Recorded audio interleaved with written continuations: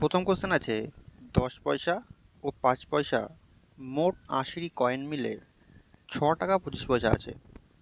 বলছে কতগুলো 10 পয়সার কয়েন আছে তা আমাদের বার করতে। দেখো 10 পয়সা আছে আর কি আছে 5 পয়সা আছে, তাই তো? আর মোট কয়েন বলছে 80টা আর মোট টাকা 6 টাকা 25 পয়সা। তুমি ধরে নিই মনে করো সবগুলোই 10 পয়সা, তাহলে মোট কত পয়সা হয়? 80টা মোট কয়েন, 80 ইন্টু 10 মানে হয়ে যাবে 800 পয়সা। আবার যদি ধরি সবগুলোই 5 পয়সা, তাহলে মোট কত হয়ে যাচ্ছে? 80 ইন্টু 5, 5 আর 40 মানে 400 পয়সা। কিন্তু আমার অরিজিনালি আছে কত পয়সা? আমাদের বলছে 6 টাকা 25 পয়সা। 6 টাকা 25 পয়সা মানে কত? 625 পয়সা। 625 পয়সা। এটাকে অ্যালিগেশন পদ্ধতি ইউজ করো। এটা বিয়োগ করো, তাই বিয়োগ করো। আর কত হচ্ছে? বিয়োগ করি, 225 থাকছে, আর এটা বিয়োগ করলে 175। এই যে রেশিওটা পাচ্ছি, এটা কিসের রেশিও পাচ্ছি? এটাতে সংখ্যার অনুপাত পাচ্ছি, ঠিক আছে? তোমরা এটা ছোটো করে নিই, 25 দিয়ে কাটো, 9 25 225, আর এখানে 7 25 225, মানে 9:7, এদের সংখ্যার অনুপাত। আমাকে বার করতে বলেছে কি 10 পয়সার কয়েন কতগুলো আছে। মোট কয়েন 80 পিস, তার মধ্যে 10 পয়সা কত? 9টা অনুপাতে 9 আছে, ডিভাইড বাই অনুপাতের যোগফল 9 আর 7 16। 16 দিয়ে কাটলে 5 16 80, মানে 5 নং 45টা আছে, ঠিক আছে? অপশান এ হয়ে সঠিক উত্তর। 10 পয়সার কয়েন মোট 45টা আছে। চলো পরের কোশ্চেন দেখা যাক। পরবর্তী কোশ্চেন আছে অরুণের ইংরেজি ও অঙ্কে প্রাপ্ত নম্বরের সমষ্টি 170, আর বলছে সেই নম্বরের পার্থক্য 10। তাহলে আমরা জানতে চেয়েছে ইংরাজি ও অঙ্কে প্রাপ্ত নম্বরের অনুপাত করে জানতে চেয়েছে। দেখো যখন দুটো সংখ্যার যোগফল আর বিয়োগফল দিয়ে দেয়, তখন আমরা কি সেখান থেকে তার ছোট সংখ্যাটা বড় সংখ্যাটা বার করতে পারি। তো আমাদের সমষ্টি যোগফল বলছে 170 আর বিয়োগফল 10, তাহলে বড় সংখ্যাটা কত? বিগ সংখ্যাটা কি বার করে? এটা হচ্ছে যোগফল প্লাস বিয়োগফল, অর্থাৎ 10 ডিভাইড বাই 2, মানে কত হচ্ছে 180 বাই 2 করলে 90, ঠিক আছে? আর স্মল ছোট সংখ্যা কি বার করে? ছোট সংখ্যা বার করার সূত্র হচ্ছে যোগফল মাইনাস বিয়োগফল ডিভাইড বাই 2, তাহলে কত হচ্ছে 16, অর্থাৎ 80, ঠিক আছে? তাহলে আমার রেশিও কী দাঁড়াচ্ছে? আমাদের অনুপাত জানতে চেয়েছে, কত হয়ে যাবে 90:80, মানে 9:8, ঠিক আছে? অপশান সি হয়ে সঠিক উত্তর। চলো পরের কোশ্চেন দেখা যাক। পরবর্তী কোশ্চেন দেখো একক স্থানীয় অঙ্ক বার করতে বলেছে এটা থেকে। তো দেখো প্রথমে কি আমাদের নিতে হয়? আমাদের প্রথমে এককের ঘরে সংখ্যা নিতে হয়। এখানে 7 আছে, এখানে 8 আছে, নিয়ে নাও 7 প্লাস এখানে 8 নিয়ে নাও। এবার যে পাওয়ারটা আছে, পাওয়ারটাকে আমরা কী করি? 4 দিয়ে ভাগ করি, করে যে ভাগশেষটা আছে সেটাই পাওয়ারে বসাতে হয়। তো 85কে যদি আমরা 4 দিয়ে ভাগ করি তাহলে কত আসবে? 4 21 কত হয়ে যাচ্ছে? 84 হয়ে যাচ্ছে, তাহলে ভাগশেষ থাকছে 1, তাহলে পাওয়ারে 1 বসিয়ে দাও। আর এর পাওয়ার কত আছে? 213। তো যদি আমরা 4 দিয়ে ভাগ করে কত থাকছে? 4 5 20, 1 13, 3 4 12, 1 13, মানে এখানেও 1 থাকছে, তাহলে এই পাওয়ারে 1 বসিয়ে দাও। তাহলে আমার থেকে আছে 7, 1 7, আর এখানে 8, 8 আর 7 কত হয়ে যাচ্ছে? 15। আমাকে এককের ঘরে অঙ্ক লাগবে, ঘরে অঙ্ক কত? 5, তাহলে আমার অ্যান্সার হয়ে যাবে 5। বোঝা গেল? অপশান এ হয়ে যাচ্ছে সঠিক উত্তর। চলো পরের কোশ্চেন দেখা যাক।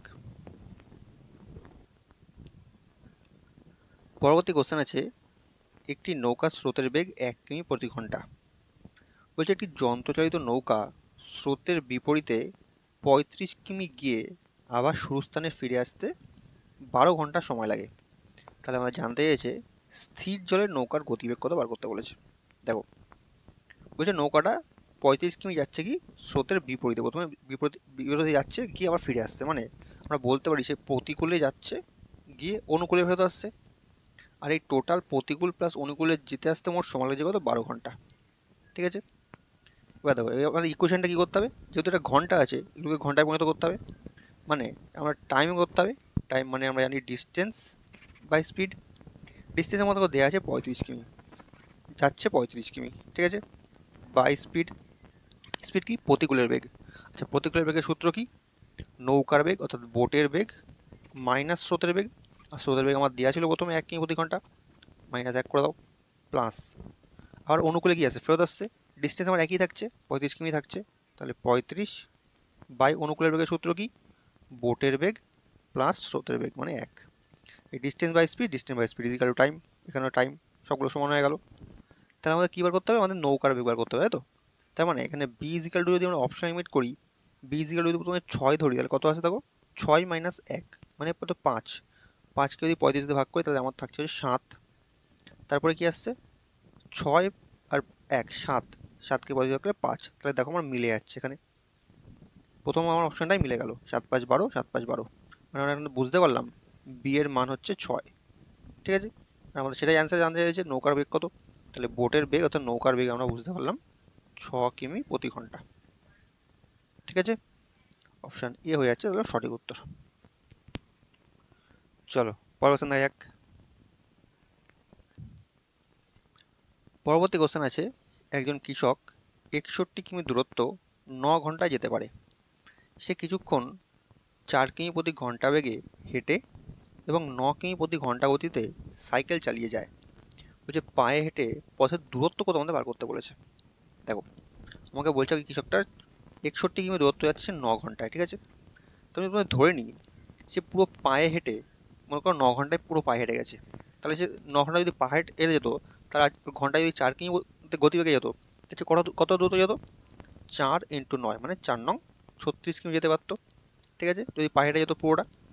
আর যদি সে কি, যদি সাইকেল চালিয়ে যেত তাহলে কী হতো, সে 9 কিমি প্রতি ঘন্টা বেগে যায়, আর মোট 9 ঘন্টা টাইম লেগেছে তার 9 নম তার 81 কিমি যেত সে সাইকেল চালিয়ে।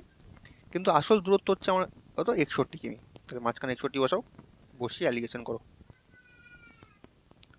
যদি বিয়োগ করি এখানে আসবে 20, এটা বিয়োগ করলে আসবে আমার হচ্ছে কত, 25।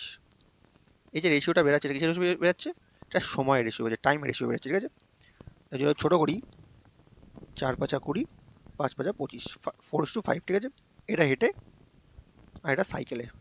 ঠিক আছে, তাহলে আমার সময়ের রেশিও পেলাম 4:5। আমাকে বার করতে কী হবে, বার করতে হবে হেঁটে কতটা পথ গেছে। আচ্ছা হেঁটে তাহলে সে কতটা সময় গেছে সেটা প্রথমে বার করে নিই। হেঁটে যাওয়া হচ্ছে 4 আর মোট সময় 9, মোট সময় 9 ঘন্টা, আর সে হেঁটে গেছে 4 অনুপাতে 4, তাহলে ইন্টু 4 ডিভাইড বাই অনুপাতের যোগফল 5 4 9, তাহলে 9 9 কেটে যাচ্ছে, মানে সে হেঁটে মোট 4 ঘন্টা গেছে, 4 ঘন্টা হেঁটে গেছে।